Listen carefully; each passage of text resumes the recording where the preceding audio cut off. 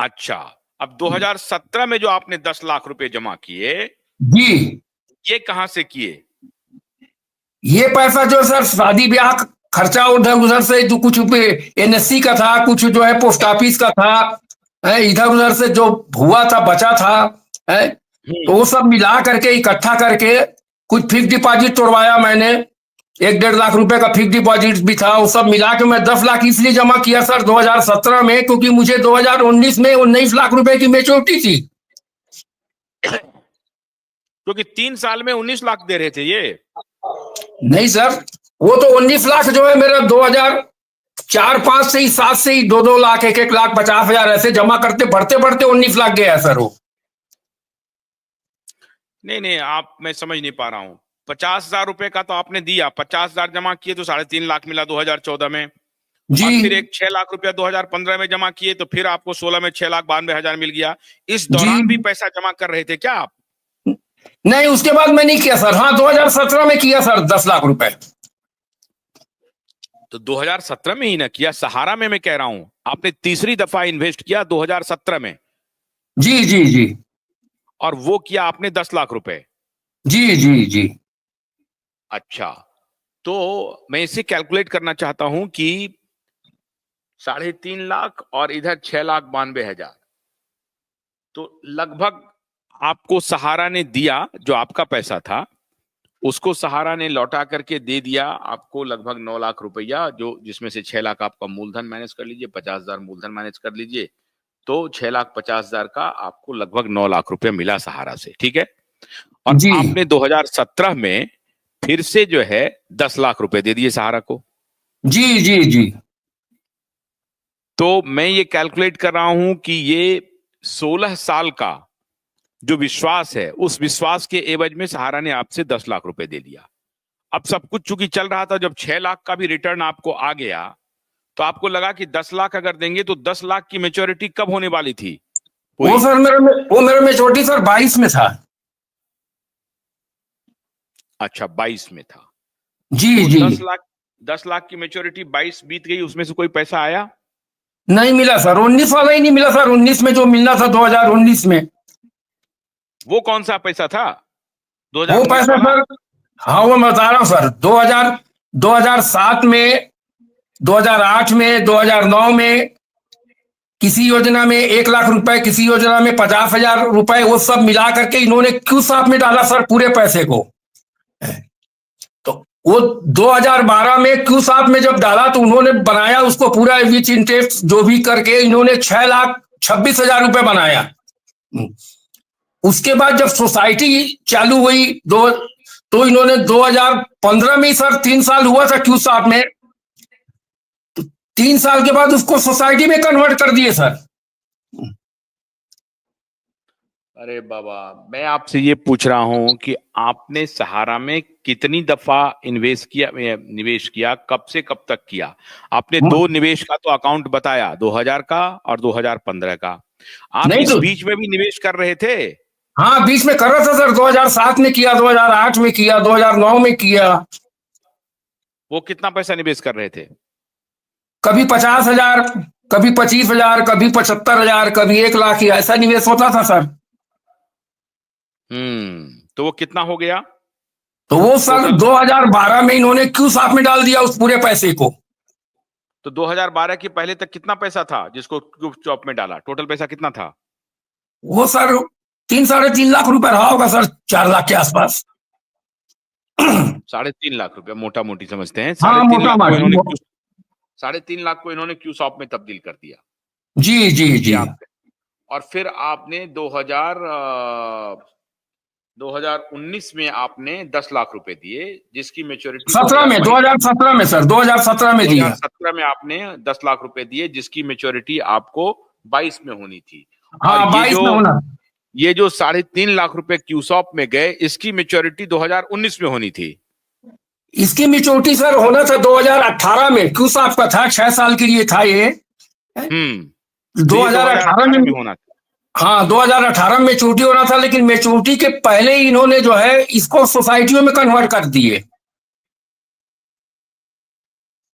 क्यूसॉप में कन्वर्ट कर दिया या सोसाइटी में कन्वर्ट कर दिया? पहले क्यूसाप में कन्वर्ट हुआ है सर। हाँ, अगर मैं क्यूसाप में कन्वर्ट उस पैसे को नहीं किया रहता तो जैसे मुझे 14 साल में पैसा मिला, हाँ, ये पैसा मुझे मिल गया रहता सर, लेकिन क्यूसाप में कन्वर्ट होने की वजह से ये पैसा मुझे नहीं मिल पाया। फिर क्यू शॉप से फिर सोसाइटी में कब आया पैसा ये? ये 2015 में डाल दिए सर, बोले 3 साल के लिए है, 3 ढाई 3 साल के बाद तो आपको मिल ही जाएगा। तो 2019 में मुझे मिलना था, क्यूसाप में रहता वो पैसा तो मुझे 2018 में मिलता, सोसाइटी में कर दिए तो मेरा 2019 में चला गया। क्यू शॉप से 2000 सोसाइटी में कर दिया 2019 के लिए। हाँ जी जी जी जी। अच्छा, ठीक है साहब। ये क्या आपको 2000, ये जो क्यू शॉप में है, क्यू शॉप से सोसाइटी में कब किया? ये 2015-16 में किए सर, 2015 के आसपास में। 2015 में ही आप फिर 6 लाख रुपया जमा कर रहे हैं, जिसको 2016 में आपको 6,92,000 मिल रहा है। हाँ हाँ, 16 में मिला सर, 1 साल के लिए किया था, 1 साल के लिए किया था। और फिर आप 17 में आकर के 10 लाख फिर जमा कर दिए। जी जी जी। मैं तो फिर आप ले आइए पैसा। फिर जब आप ही ये सारा धंधा कर रहे हैं साहब, जब आपको आप पैसा पर पैसा दिए जा रहे हैं भरोसे पर, और आपका क्यू शॉप से पहले सोसाइटी में हुआ, पहले क्यू शॉप में कन्वर्जन हुआ, फिर सोसाइटी में हो गया, और फिर आप जाकर के 10 लाख जमा कर दिया है, तो ज्यादा जब लोभ कीजिएगा तो यही होगा। नहीं सर, यहाँ पे जो है छत्तीसगढ़ में सर बकायदा बराबर पेमेंट हो रहा था, लोगों का काफी विश्वास था यहाँ पे। तो करीब चोर क्या करता है? चोर पहले विश्वास ही बहाल करता है। जी जी जी। फिर चलिए हम एक पल के लिए मान लेते हैं कि नहीं, चोरी चोरी नहीं है, बीच बीच में व्यवस्था फंस गई, नहीं तो पैसा मिल ही रहा था। जी जी। तो फिर क्यू शॉप में क्यों कन्वर्ट किया? फिर क्यू शॉप से सोसाइटी में क्यों कन्वर्ट किया? जब क्यू शॉप में 10 लाख रुपए आपसे लिए गए। जब क्यू शॉप में कन्वर्ट किए सर, तो इन्होंने आके क्या बोला कि सहारा और सेबी का मामला चल रहा है, आपको बॉम्बे जाना पड़ेगा सेबी से पैसा लेने के लिए। हाँ, तो इसको आप क्यू शॉप में डाल दीजिए, यहाँ तो ब्रांच है, यहाँ ऑफिस है, आपको यहाँ से पैसे आराम से मिल जाएंगे। कौन जाएगा वहां सेबी से पैसा लेने के लिए, बॉम्बे सेबी ऑफिस में?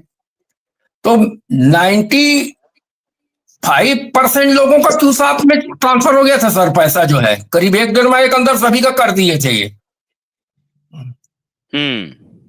और वो जो मेरा 50,000 रुपए जो सन 2000 में जमा किया था, उसके लिए भी पीछे पड़े थे, लेकिन मैं बोला इसको मैं नहीं करूंगा क्यू शॉप में कन्वर्ट। मैं 14 साल के लिए रखा हूं, मुझे 14 साल में पैसा चाहिए, तो वो पैसा मुझे मिला सर, मैं कन्वर्ट नहीं कराया उसको। तो अच्छा, दूसरा जो है सो जबरदस्ती आपका कन्वर्ट कर दिया। हाँ, बाकी को कन्वर्ट किए। मैं बोला इस पैसे को मैं नहीं करूंगा, क्योंकि मुझे पैसे की जरूरत है, 5 बच्चियां हैं, शादी ब्याह करना है, कहां से मैं पैसा लाऊंगा। तो उसको कन्वर्ट नहीं किया सर मैं। वो एजेंट भी बोला कि नहीं, दबाव नहीं है कंपनी का ज्यादा कि आप कन्वर्ट कर दो। ऐसा नहीं है कि आपको ऊपर हथियार रखे कि नहीं आपको करना ही पड़ेगा, और आपके ऊपर निर्भर करता है। तो मैं बोला नहीं, इसको मैं नहीं करूंगा। तो वो पैसा मिला सर मेरे को। और ये जो 10 लाख है उसके बारे में क्या कह रहे हैं वो, जिसकी 22 में मैच्योरिटी होनी थी? ये तो सर ऑफिस बंद हो गया है ना, अब तो कम्युनिकेशन गैप हो गया है। कम्युनिकेशन गैप हो गया है, किसी से बात हो नहीं सकता, ऑफिस ही बंद है। लेकिन अगर ऑफिस चलते रहता, खुला रहता सर, तो थोड़ा अमाउंट 10% 20% पेमेंट तो ऐसे आ ही रहा था, मिल ही रहा था लोगों का, ऐसा नहीं कि नहीं मिल रहा था। 10-20% पैसा मिल रहा था।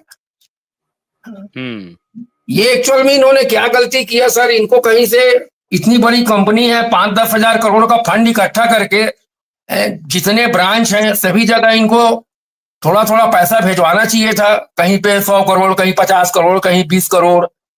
छोटे निवेशक भी इसमें बहुत है ना सर। छोटे निवेशक किसी का 25,000 है, किसी का 50,000 है, किसी का 1 लाख है। तो इस टाइप के निवेशक है, तो ये तो क्या बोलते हैं, 50,000 रुपया नहीं दोगे तो बेचारा गरीब आदमी जो है ठेला ठप्पर लगाया हुआ है, तो वो तो बड़ा तकलीफ देह में आ जाएगा ना। ये चाहते तो उनको आराम से दे सकते थे। 25,000 20,000 रुपए आज के डेट में क्या है सर? उसको तो इतनी बड़ी कंपनी है, 15-15 लाख वो जो मजिस्ट्रेट जो बैठे हैं इसको देख रेख करने के लिए तनख्वाह मिल रहा है, सुना हूं। एक को 15 लाख, एक को 5 लाख है।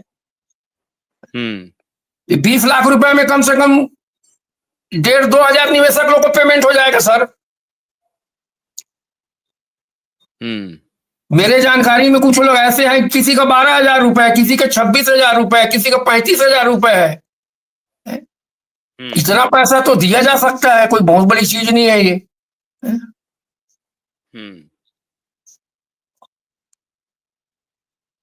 5-10 हजार करोड़ का व्यवस्था कर देते तो पूरे हिंदुस्तान में बढ़िया सुचारू से चला सकते थे, और अभी भी चल सकता है।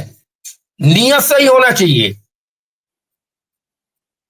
तो अब आपको क्या लगता है, नियत गड़बड़ है? नियत में तो खोट लगता है सर।